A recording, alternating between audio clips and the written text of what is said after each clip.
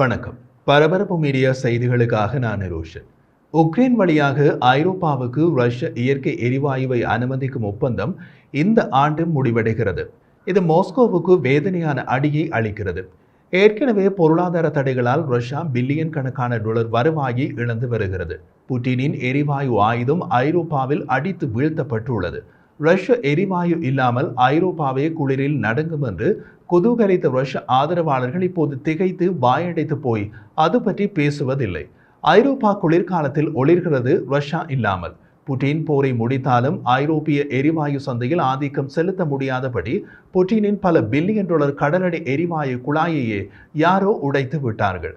அதே நேரத்தில் உக்ரைனின் அரசு நடத்தும் நஃப்டோ கேஸ் மற்றும் ரஷ்யாவின் காஸ்ப்ரோம் ஆகியவற்றுக்கு இடையே 2019 கையெழுத்திடப்பட்ட 5 ஆண்டு எரிவாயு போக்குவரத்து ஒப்பந்தத்தின் காலாவதியாகியுள்ளது.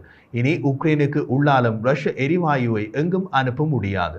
புட்டின் ஐரோப்பாவில் ரஷ்யாவின் எரிவாயு மீது மேலும் சார்ந்திருக்க முயற்சி செய்தார். 2வது கடலடி குழாயை பல பில்லியன் செலவில் அமைத்தார். அதுவும் உடைக்கப்பட்டு விட்டது.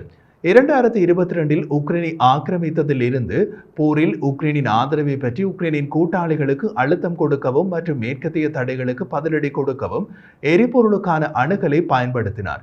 இருப்பினும் ஐரோப்பா வேறு நீண்டகால எரிவாயு இறக்குமதி ஆதாரங்களை கண்டறிந்து அங்கிருந்து எரிவாயுவை பெறுகிறது. அவை எல்லாமே நீண்டகால ஒப்பந்தங்கள். ஐரோப்பிய நாடுகள் ரஷ்யாவிடம் திரும்ப சாத்தியமே இல்லை.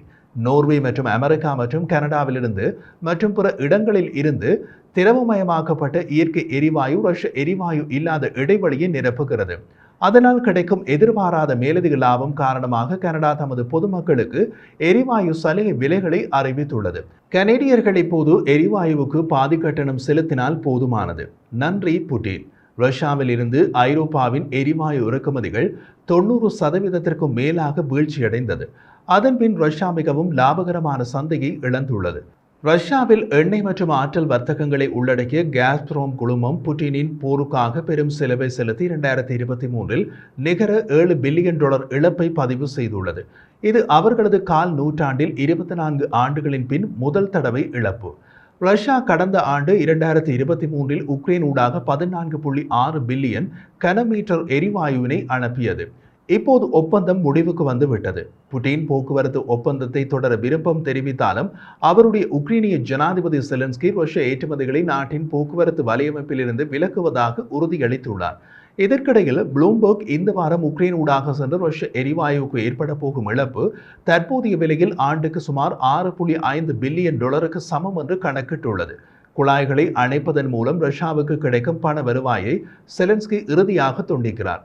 MCF எனர்ஜியின் CEO ஜேம்ஸ் ஹில் தமது கணிப்பை கூறிய போது ரஷ்யாவின் காஸ்ப்ரோம் இந்த நடவடிக்கையால் கிட்டத்தட்ட $7 பில்லியன் வருவாயை இழக்க உள்ளது. இது கடந்த ஆண்டு ரஷ்யாவுக்கு ஏற்பட்ட $7 பில்லியன் இழப்பினை இரட்டிப்பாக்கும் வகையில் ரஷ்யர்களுக்கு வேதனையானது. இது மாஸ்கோவுக்கு மிகப்பெரிய அடி என்றார்.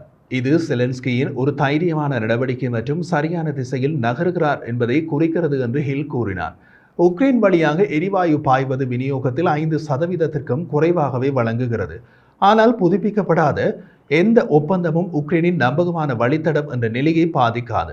காரணம், ரஷ்யா உக்ரைனுடன் முழு அளவிலான போரில் உள்ளது.